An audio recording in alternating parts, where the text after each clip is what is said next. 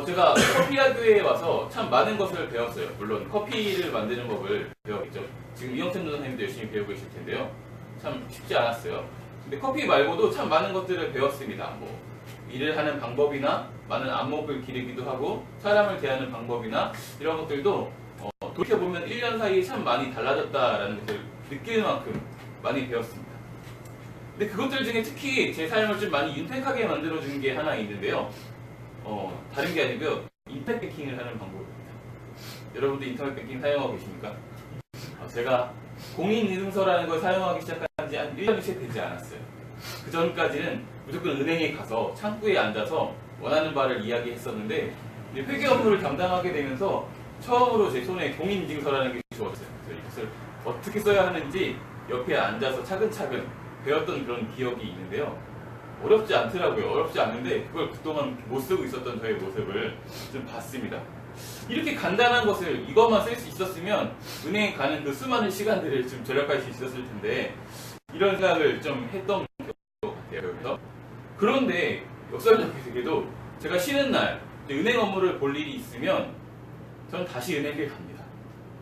그냥 나 스스로를 좀 납득하면서 가는 것 같아요. 공인인증서가 있지만 가면서 그래도 가야지 사람도 좀 대면하면서 딱딱하게 대하지 않고 필요한 정보도 물을 수 있고 또 재테크 정보도 물어볼 수 있고 나간 길에 이 일 저 일 다 그동안 볼 일들을 다 볼 수 있으니까 난 은행에 가는 게 좋아.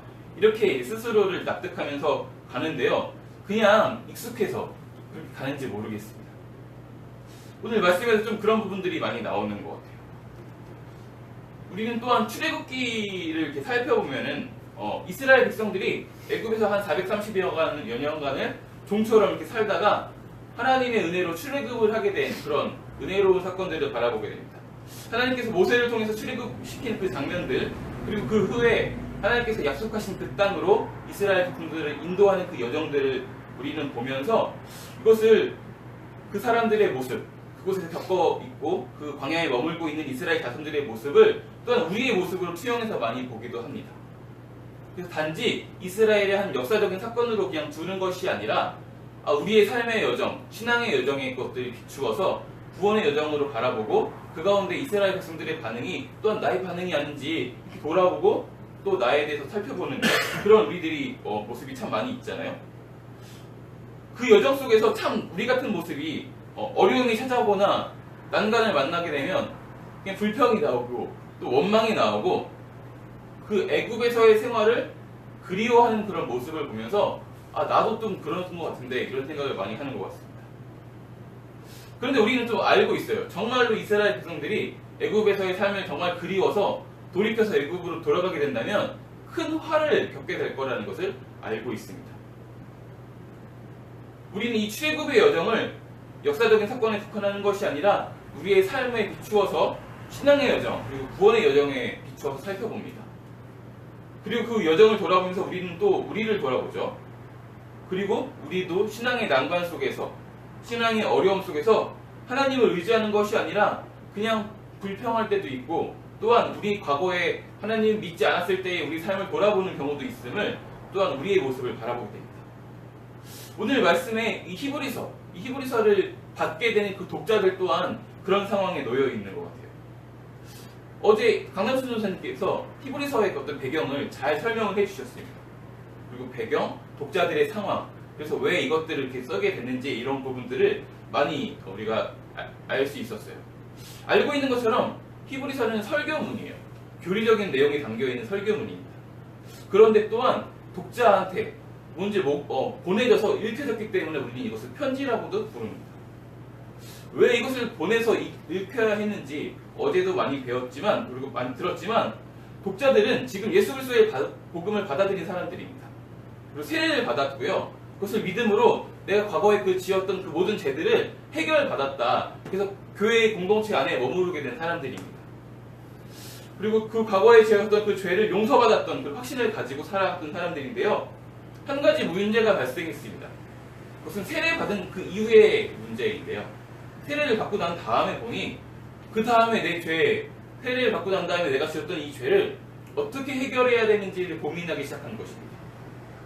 그리고 그들은 생각합니다. 내가 과거에 익숙했던 그 유대의 문화 속에서 내가 죄를 해결하기 위해 찾았던 그 방법, 다시 희생제사를 드리고 다시 유대교로 돌아가는 방법이 내가 갖고 있던 이 죄의 문제를 해결하는 방법일 거야. 그래서 그들은 다시 유대교로 돌아갈 생각, 배교할 생각을 갖게 되었습니다. 이런 상황 속에서 이 저자는 매우 긴급한 상황에서 이들이 돌아가지 않게 하기 위해서, 하나님을 배신하지 않게 하기 위해서 긴급하게 쓴 편지가 바로 히브리서인 것이죠. 그렇기 때문에 우리가 히브리서를 보면 구약을 되게 연상하는 장면들을 많이 보게 됩니다. 그들에게 익숙한 성경의 구절들을 인용하고 또한 재해석함으로써 그들이 지금 믿고 있는 예수 그리스도께서 어떤 분이신지, 얼마나 높은 분인지, 왜 믿을 만한 분인지 그들에게 가리키고 있는 것이죠. 그리고 오늘 우리가 함께 읽은 말씀은 특별히 천사랑 비교해서 예수님께서 가지고 계신 그 신성을 가리키고 증거하고 있습니다. 말씀을 함께 읽었지만 예수님에 대해서 가리키는 부분들이 크게 4가지가 있습니다. 첫 번째로는 예수님께서는 하나님의 아들이십니다. 그리고 예수님께서는 천사들의 경배를 받는 분이시다라는 것을 강조하고 있습니다. 또 두 번째로는 천사들을 바람과 불꽃에 비유하면서 이 천사들은 예수님의 메신저고 예수님의 그 심판의 전령이다. 그들은 예수님 위에 있는 것이 아니다. 그들 예수님의 심부름꾼이다 라는 것을 가르쳐주고 있습니다.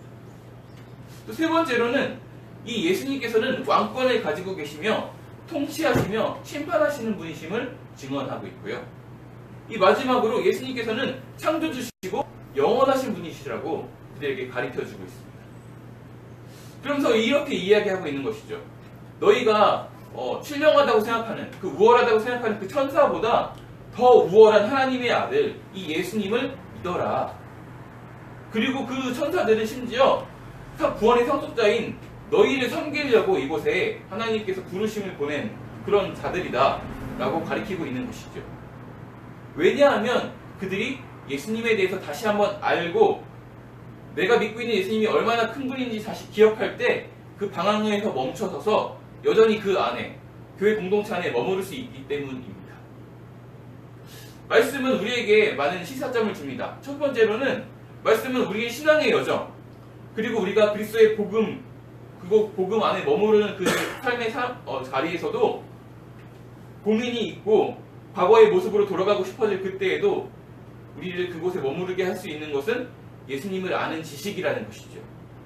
믿음 안에 머무르라는 얘기입니다. 그래서 우리는 주님을 알기에 힘써야 하는 것이고 말씀을 읽기에 힘써야 하는 것입니다. 두 번째로는 우리의 삶의 난관을 만났을 때 우리의 시선을 돌리게 하는 것들이 있습니다.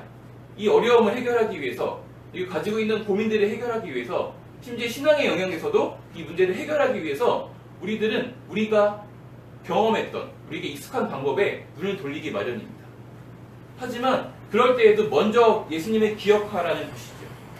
예수님께서 얼마나 큰 분이신지 알기에 그에게 먼저 아뢰고 그 안에 머물러서 문제를 해결받아야 한다라는 가르침이 있는 것이죠.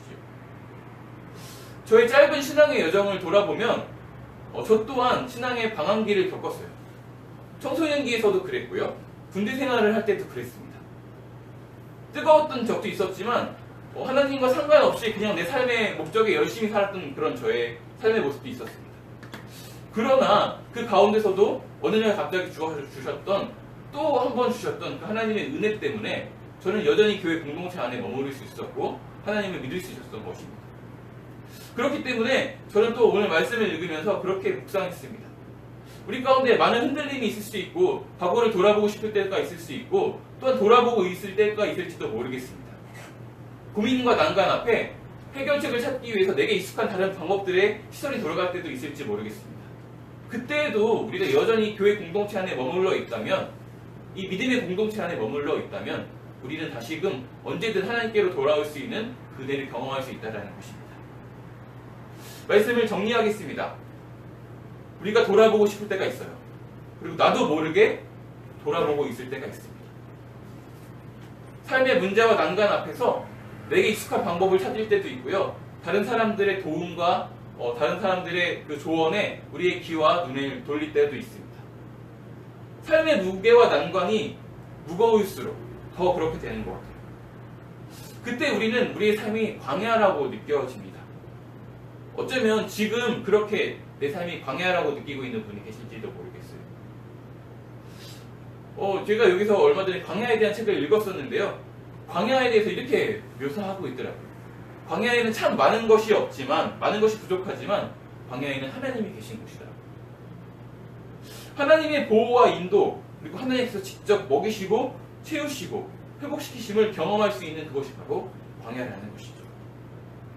우리 삶이 광야라고 느껴질 때 우리 다시 한번 예수님을 기억하고 묵상함으로, 다시 한번 말씀 가운데 우리의 무릎과 우리 시간을 줌으로 우리는 여전히 신앙의 여정 가운데 머무를 수 있습니다. 그리고 알면 알수록 더 믿을 수밖에 없는 그 예수 그리스도로 인해서 우리는 우리의 발걸음, 그 하루하루의 구원의 여정에 힘을 실어서 걸어갈 수 있습니다. 오늘 그 예수 그리스도를 기억하고 그 말씀을 통해 그를 알기 힘쓰므로 또 오늘 하루가 그 신앙의 여정, 힘이 있는 발걸음을 하루 한 번 더 내딛는 그런 하루가 되기를 소원합니다. 우리 함께 기도하도록 하겠습니다.